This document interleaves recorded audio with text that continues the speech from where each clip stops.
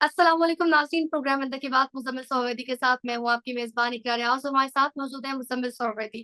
अस्सलाम वालेकुम, welcome to the show. क्या हाल है आपका? वालेकुम सलाम, बिल्कुल ठीक, आप सुनाएँ?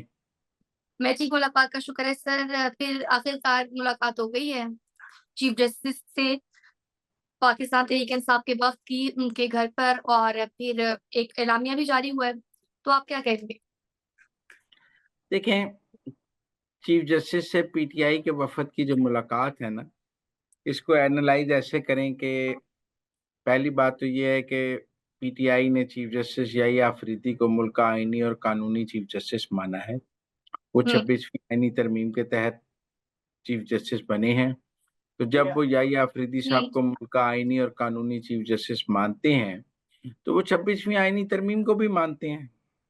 हुँ, तो मेरे ख़्याल में तो आज तहरीक-ए-इंसाफ ने 26वीं आईनी तरमीम की तौसीक कर दी, जब वो चीफ जस्टिस याहिया अफरीदी को उनके घर मिले, उन्हें और उनके साथ मुल्क में अदालती रिफ़ॉर्म्स पर बातचीत की। बाकी चीफ जस्टिस ने एक वसी मशावरत शुरू की हुई है, उन्होंने पहले प्राइम मिनिस्टर से भी बात की है, फिर सुप्रीम कोर्ट बार से की है, आज ऑपोज़िशन से की है, अब वो कह रहे हैं कि मैं हाई कोर्ट बार से भी मिलूँगा और जो जुडिशियल अकेडमीज़ हैं, उनमें भी पढ़ूँगा और उन्होंने मुल्क में एक वसी तर अदालती जुडिशियल रिफ़ॉर्म्स के लिए एक वसी मशावरती अमल शुरू किया है और कुछ 10 नुकाती एजेंडा है उनका, जिसमें वो कह रहे हुँ, हैं कि 10 रिफ़ॉर्म्स पर वो फीडबैक ले रहे हैं। उन्होंने आज पीटीआई को भी उन 10 रिफ़ॉर्म्स पर अपना फीडबैक रिटर्न देने के लिए कहा है। बाकी तहरीक-ए-इंसाफ ने अपना रोना-पिटना डाला है कि साडे लीडर ਨੂੰ ਰੋਟੀ नहीं मिल रही, साडे लीडर ਦੀ ਮੁਲਾਕਾਤ नहीं हो रही, साडा लीडर ਤੇ बड़ा तन्हाई 'ਚ परेशान है, ਉਹਨੂੰ ਰਾਤਾਂ ਨੂੰ नींदर नहीं आंदी, ਉਹਦੀ ਬੱਤੀ बंद हो गई है। तो ये रोना-पिटना इन्होंने डाला जाकर के साडा लीडर कल्ला है, इसको अकेले रात को नींद नहीं आती है, इसका कुछ करें। तो चीफ जस्टिस ने कहा आप अपनी शिकायत लिखकर दे दें, तो जो उनमें मैं कर सकता हूँ कर दूँगा, जो नहीं कर सकता आपको बता दूँगा कि ये मेरे दायरे-इख्तियार में नहीं है।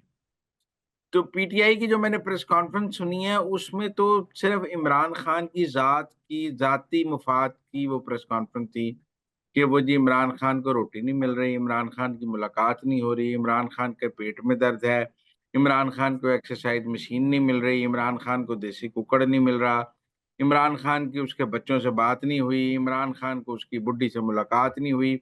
सारा रोना-पिटना ब आज चीफ जस्टिस पाकिस्तान को जब पीटीआई का वफ़द मिला है, तो उनके पास मुल्क में अदालती रिफ़ॉर्म्स के लिए कोई एजेंडा नहीं था। इंसाफ की फराहमी का कोई एजेंडा नहीं था। उनका वाहिद एजेंडा था साडे लीडर दा ख्याल रखो, साडे लीडर ਨੂੰ ਅਦਾਲਤ ਵਿੱਚ ਜੇਲ੍ਹ ਵਿੱਚ 5 ਸਟਾਰ सहूलियात दे ਦਿਓ, हुँ, ਉਹਦੀ ਜੇਲ੍ਹ ਜਿਹੜੀ ਹੈ 5 स्टार बना ਦਿਓ। इस तो अलावा मुझे तो कोई एजेंडा नहीं नज़र आया कि पीटीआई ने क्या माँगा है जाके चीफ जस्टिस से।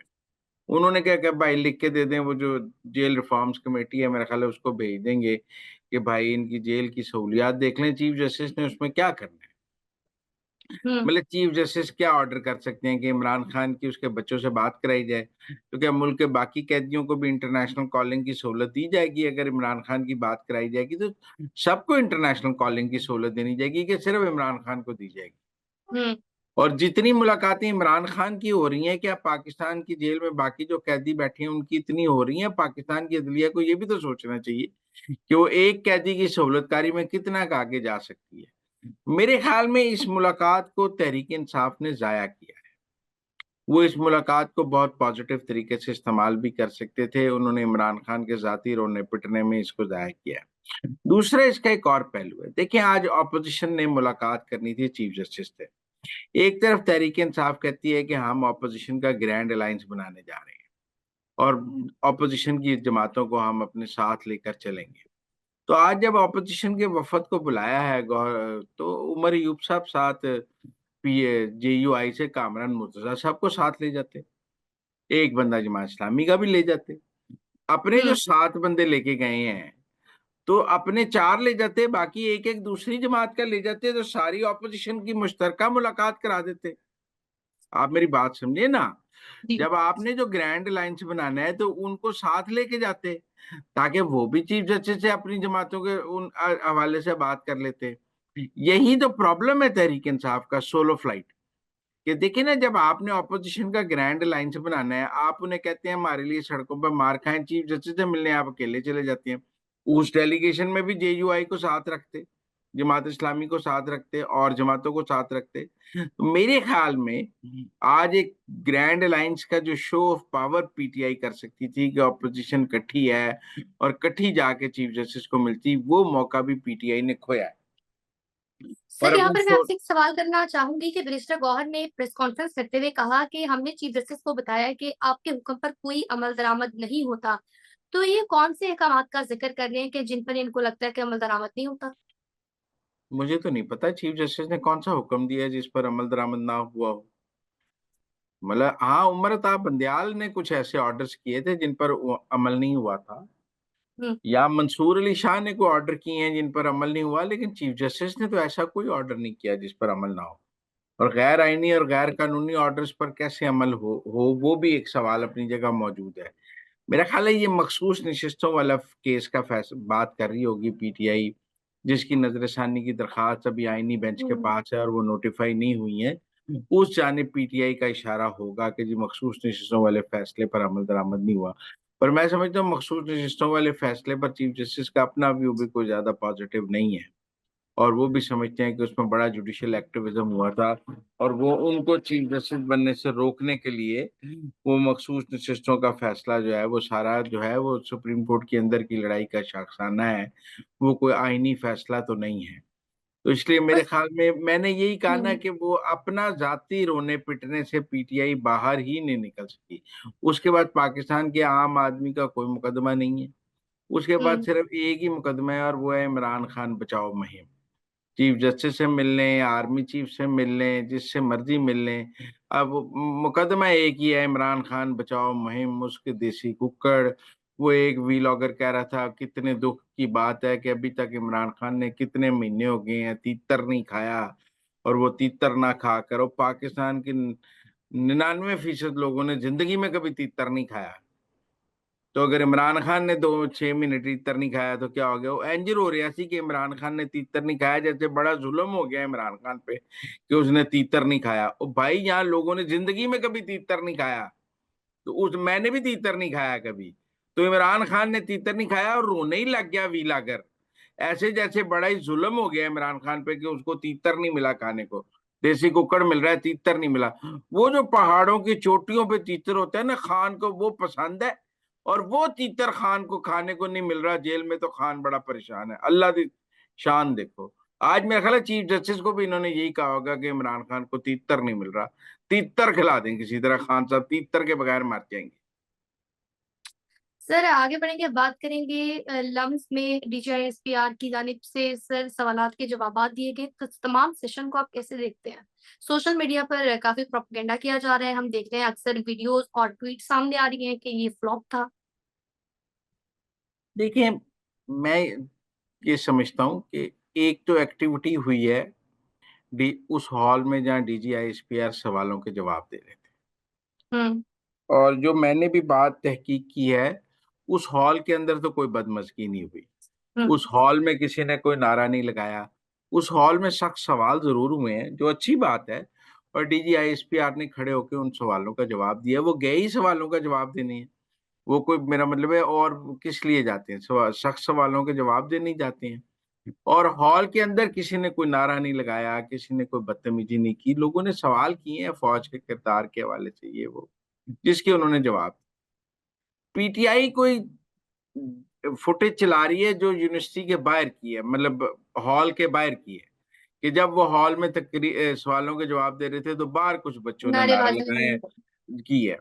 अब लम्स की यूनिवर्सिटी ने ये वजाहत जारी की है कि हमारे प्रेमिसेस में ऐसा कोई वाकया नहीं हुआ, लेकिन मैं समझता हूँ अगर हुआ भी है तो ऐसी क्या परेशानी की बात है? अगर पीटीआई के कुछ फॉलोअर्स ने ऐसा करने की कोशिश भी की है तो हमें उनसे यही उम्मीद है, और क्या उम्मीद है? अगर उन्होंने को 8 10 बच्चों ने, को 8 10 फॉलोअर्स ने उनके कुछ करने की कोशिश की है, तो ये कोई ऐसी बात नहीं है। हॉल भरा हुआ था, वो सवालों के जवाब दे रहे थे, हॉल में कुछ नहीं था। और फौज के तमाम कमांडिंग ऑफिसर यूनिवर्सिटीज में जा ही इसलिए रहे हैं ताकि बच्चों के सवालों के जवाब दिए जा सकें, और उनसे उनसे उनसे उनके ज़हन में जो गलतफहमी है उनको क्लियर किया जा सके। और ये एक अच्छी काविश है, मैं समझता हूँ फौज की, उसको अपने मुल्क के नौजवानों से बात करनी चाहिए। हम फौज को क्यों क्या तो ये नहीं कह सकते कि वो मुल्क के नौजवानों से बात ना करे। मेरे ख्याल में it's a positive activity, PTI ने उसको इस्तेमाल करने की कोशिश की है। जैसे आसिम मुनीर साहब जब बात कर रहे थे तो उन्होंने खवातीन के किरदार पे और हकूक पर बात की, तो उसको वो अपने लोगों पर ले गए। तो वो एक एंटी फौज एजेंडा तो आप देखें ना पीटीआई लेकर चल रही है। हुँ, वो हर चीज को एंटी फौज करने की कोशिश करती हैं और फौज के खिलाफ वो बयानियां बनाने की कोशिश करती हैं। और मैंने पहले भी कहा इससे पीटीआई को हासिल कुछ नहीं होना। अब देखिए ना लंदन वाला एहतजाज भी नाकाम हुआ है और 50 बंदे सन। मैं वैसे तो 100-150 कहे सन गिने ने लोगों ने, 50 बंदे सन होते। बेइज्जती हो गई पूरी पीटीआई की लंदन में कि मेरा मतलब 50 बंदों के साथ क्या एहतजाज किया। हुँ। और आसिम मुनीर साहब को और ज्यादा प्रोटोकॉल देने लग गई है बरतानवी हुकूमत। तो मेरे ख्याल में तो शर्मिंदगी के अलावा और कुछ भी नहीं है। और जैसे ये लंदन वाले एहतजाज में 50 लोग थे, हर तरफ से फुटेज थी। आपको पता है जाली फुटेजेस चलाई जा रही थी कि जी लंदन में हजारों लोग निकल आए, लाखों लोग निकल आए। किसी हुँ। पुराने एहतजाज की वीडियोस चलाई जा रही थी। एक और फ्रॉड सामने आया है। इन्होंने सर कहा फिर आप जी आरएफ अलवी साहब ने ना हुँ, फॉक्स न्यूज को दिया, वो किसी लोकल चैनल को उन्होंने इंटरव्यू दिया। फॉक्स, वो जो उनका नेशनल फॉक्स चैनल है ना, उसको नहीं इंटरव्यू दिया। ये ऐसे ही है जैसे मेरा मतलब है कि हमारे यहाँ लोकल चैनल्स है ना, तो उन्होंने किसी लोकल चैनल को दिया है। तुम मुल्क के साबिक सदर हो, तुम्हें लोकल चैनल पे जाके इंटरव्यू देने की क्या जरूरत है? नेशनल मीडिया तुम्हें लिफ्ट नहीं करा रहा, शर्म की तुम्हारी बात है। तुमने एक लोकल चैनल पे बैठ के पाकिस्तान के खिलाफ बात की है। तो मेरे ख्याल में ये पीटीआई को अपने इस एजेंडे पे थोड़ी नजरसानी करनी चाहिए। काफी बेइज्जती हो रही है लंदन में, तो चौथी पांचवी बेइज्जती है। आप देखें ऑक्सफोर्ड के चांसलर वाली बेइज्जती हुई। हुँ, आप देखें इन्होंने अरकान कांग्रेस को बुला के आसिम मुनीर के खिलाफ ब्रीफिंग की। यूके गवर्नमेंट ने आसिम मुनीर को स्टेट प्रोटोकॉल दे दिया, गार्ड ऑफ ऑनर दे दिया। एहतजाज कल नाकाम हो गया। रेमिटेंसेस वाली कॉल, लंदन से ज्यादा रेमिटेंसेस आ रही हैं, लंदन की रेमिटेंसेस में इजाफा हुआ। तो मेरा मतलब नाकामियों की एक तवील दास्तान है ओवरसीज के हवाले से। एक के बाद एक नाकामी देखना पड़ी है पीटीआई को। तो सर आगे बढ़ेंगे, अब बात करेंगे ये जो सोशल मीडिया पर हो रहा है कि पेंट उतर गया, बाइकर लेन से पेंट उतर गया। तो ये प्रोजेक्ट जो है वो फेल हो गया मरीम नवाज़ साहिबा का। तो इस मुतालिक आप क्या कहेंगे? क्योंकि इसका मवाज़ना केपी पे जो बाइकर लेन्स है उनसे भी किया जा रहा है।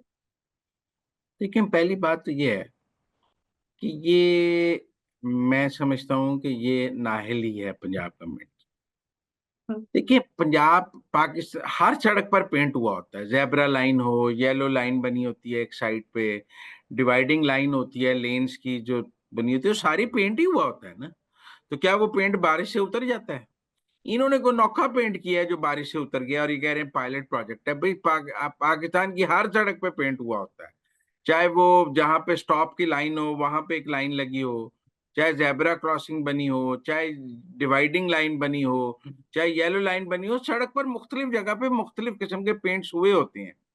तो ये कोई बाइकर लेन का पेंट पाकिस्तान की पहली सड़क तो नहीं थी जिस पर पेंट हुआ है। रंग का ही फर्क था ना, कहीं येलो पेंट हुँ, होता है, कहीं व्हाइट पेंट होता है, इन्होंने ग्रीन पेंट किया है। पेंट तो पेंट है, रंग के फर्क होने से कोई पेंट की ना, जो सड़कों पर पेंट पहले हो रहा है वो कोई बारिश से खत्म हो जाता है, तो ये क्यों नहीं। खत्म? यकीनन इसमें घपला हुआ है और अब उस घपले को छुपाने की कोशिश की जा रही है। मैं तो समझता हूँ मरियम नवाज को ठेकेदार भी अंदर कर देना चाहिए और डीजी एलडीए को भी अंदर कर देना चाहिए, जो इसकी फजूल सी वजाहत दे रहे हैं कि जी वो हमने पाकिस्तानी पेंट लगाया है। अगर फॉरेन पेंट लगाते, भाई ये बताओ जो जेब्रा क्रॉसिंग पे पेंट लगता है वो पाकिस्तानी नहीं है? जो डिवाइडर्स लाइंस पे पेंट रखता है वो पाकिस्तानी नहीं है? तो ये हुँ। आप एक ठेकेदार को बचाने के लिए पूरा एलडीए का डिपार्टमेंट, मुझे नहीं समझ आती कि वो बाहर आ गया है। बजाय इसके कि आज पर्चा दे देते हैं ठेकेदार पे, उसके दिफा में प्रेस रिलीजें जारी की जा रही थी। कुदरत की सितमजरीफी कह सकते हैं इसको बस।